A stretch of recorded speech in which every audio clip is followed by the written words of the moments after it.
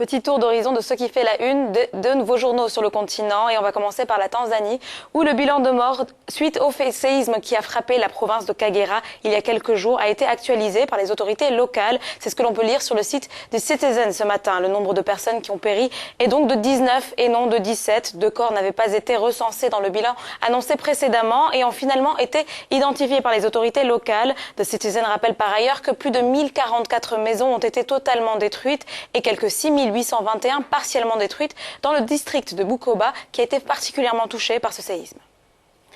Direction le Maroc à présent. Aujourd'hui, le Maroc nous parle de la réaction sans équivoque du Royaume face à la loi antiterroriste américaine, JASTA, justice contre les sponsors d'actes terroristes. Selon les autorités, les agissements des individus et la responsabilité de l'État ne doivent en aucun cas être confondus. Je cite, en aucun cas, les actes terroristes de certains individus isolés ne peuvent être reprochés à leur pays d'appartenance. Les autorités, selon le journal, ont tenu à rappeler que le Maroc mène une véritable lutte contre le terrorisme dans la région. De plus, la stigmatisation des pays amis des États-Unis risque de fragiliser les efforts de lutte contre ce fléau, écrit aujourd'hui le Maroc. Je rappelle que cette loi lève en effet l'immunité des États étrangers devant les juridictions américaines et cela implique par ailleurs donc la possibilité d'enclencher une procédure devant la justice américaine.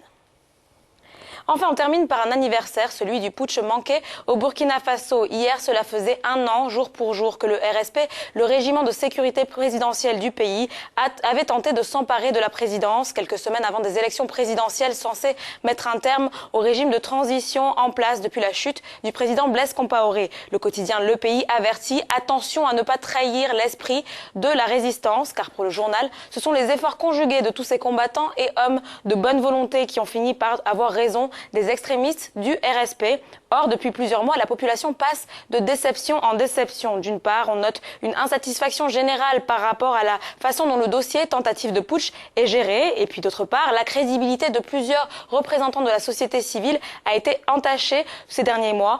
Autant de choses qui amènent la population à conclure que ceux qui ont donné leur vie en croyant sauver la démocratie sont en réalité morts pour rien.